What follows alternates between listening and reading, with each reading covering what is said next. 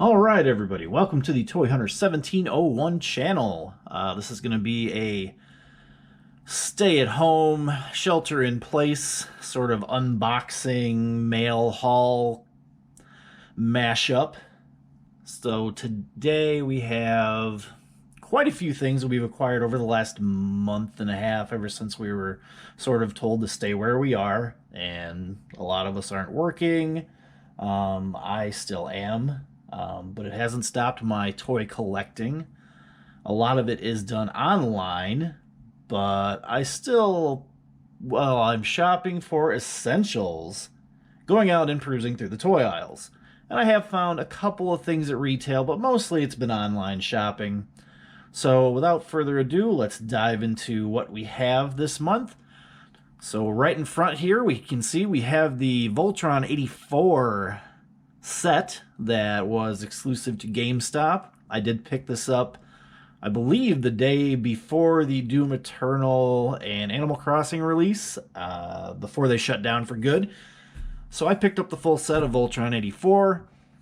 Super excited. I never watched Voltron back in the 80s, but he's very iconic. Thought I should at least have a representation. Was excited to see that they were bringing the full set out, not one of these, you know, one figure comes out at this time and another figure will come out later on. This was a one-shot deal. Get the whole set. Pretty awesome. No die cast in them, at least from in the box. From what I can tell, it's 100% plastic. But was super excited to get it. You're about $150 all in if you go in on this set. You can probably order it online and get it shipped. I don't know. I picked this up at retail, so super excited to have this. We will do a review video on this at some point, but that's going to be our first item of the day. Let me get this out of the way so we can move on to the next one. Bye-bye, Black Lion. We'll see you later. All right, next on the block is the Mandalorian Star Wars Black Series. I actually ordered two of these. I forgot about the first one because it was like 5 months ago when Mandalorian debuted. Never saw this guy at retail, but happy to have him. I do have a shelf of just Black Series with the Heavy Mandalorian, Cara Dune, IG-11. I've got my Boba Fett from SH Figuarts in there. This guy's going to go on the shelf here pretty soon. Happy to have him since I have a second one. Perhaps I'll do a viewer giveaway. Perhaps. That's an option, so keep that in mind. But I think he's going to look great in the display. What I'd really prefer is the one where he's got, spoiler alert, the new Beskar chest plate. So hopefully we see an updated version of this character down the line in the Black Series, and if I find him, I will get him. Next, here's an item I picked up at retail. This is your deluxe Marvel Legends Black Widow figure from the movie that is no longer coming out this summer. It'll be out in November, perhaps. Picked this up. Love the Scarlett Johansson face sculpt on here. Not so crazy about the white outfit. I think she belongs in a black outfit, but I have other Black Widows in my shelf for that. What really drew me to this was all these blast effects. These are going to make for great display pieces. I'll probably not use this stand for her. I think it'd probably be better for a flight pose for like an Iron Man or something. So we'll think about that. I think this was $29.99 at retail, if you can find it. It doesn't really look like toy shelves are getting stocked all that much. Obviously, it's not an essential item. So it is what it is, unfortunately. I hate that saying, but what can you do? I mean, we're all in this together. Things are not great or normal by any stretch, but I was really glad to see this on the shelf. It was the only one there. Box is a little crunched up, but I think it's a great Marvel Legends figure. It's a great face sculpt. The blast effects are a fantastic add-on. I wish Marvel Legends would do more of this than some of the kind of the useless build-a-figure accessories and stuff. But dig it. That's what I found at retail. She's off there. All right, the next item. I do build Lego. This is the Ferrari F8 Tributo. I had built the F40, similar from the Speed Champions line. I really bought it mainly to do an MOC. For those not in the Lego vernacular, that's my own creation. And this piece was the one I really was interested in. I think this would make a fantastic, like, starfighter cockpit piece. More than building the Ferrari, but it's got a lot of really interesting red slopes and curves and everything. So it's probably a great source for, some MOC parts. That's really why I bought it. I think it was $19.99, depending on where you pick it up at. But, I like it. I like building stuff. Officially licensed by Ferrari. Okay. Anyway, on to the next box. Another building set I was not expecting to find was the Game of Thrones Red Keep set.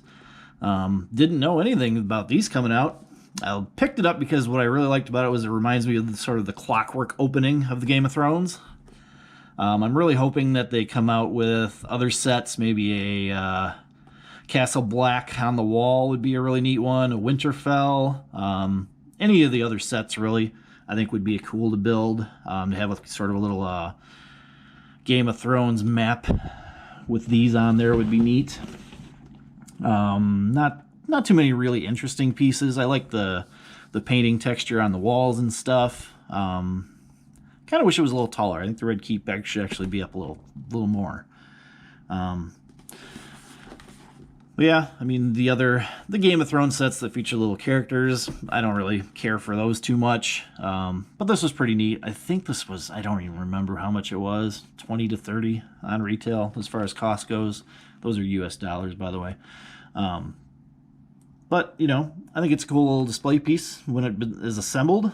Maybe I do a build video on it. I don't know. I'm just starting this because I'm bored at home for some of the days, so figure I might as well share my collection since collecting isn't really a possible right now other than doing it virtually, which honestly, let's be honest, does not carry the thrill of the hunt for those of you that also enjoy toy hunting. On to the next piece. Another thing I collect. This is a 1/18th scale Ford GT in Gulf colors. For those of you that don't know, Gulf Oil, this light blue and orange is their iconic paint scheme. I have several other Gulf cars. I have 917 Porsche, the Ks, both by Auto Art and Norev in this scale. I also have a four-post lift, in Gulf colors. I've got one of those little die-cast gas pumps in this scale. I love the Gulf livery, so I didn't even know this existed. I was actually looking up online trying to find the Auto Art Gran Turismo 4 GT, and this popped up, and it was a decent price. I think I paid 40 some shipped, 45, somewhere in that range for this. It looks really great. I know, Maisto is kind of a bargain basement die-cast maker, but for the money, I think the details are nice. Auto Art does not make this livery, to my knowledge. If they do in the future, I'll probably consider an upgrade. But love the Ford GT.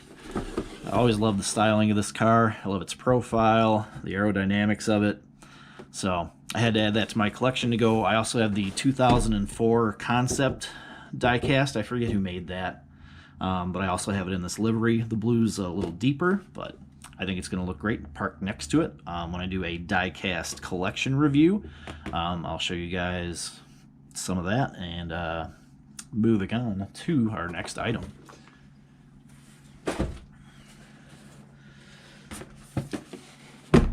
Alright, so I build Gunpla, and for those of you that don't know what that is, it's Gundam plastic models. This is one that I found on Wish.com. Yes, people, it's come to that. We're buying toys off of Wish. So I ordered this back in January or February. It just came in the other day. It got pretty beat up in shipping. but it looks like everything's good inside the box. This is the Sandrock Custom in 1/100 scale. It is a master grade. If I can get this box to slide out of here. Probably not. Without destroying the camera setup. Come out of there, use. There we go.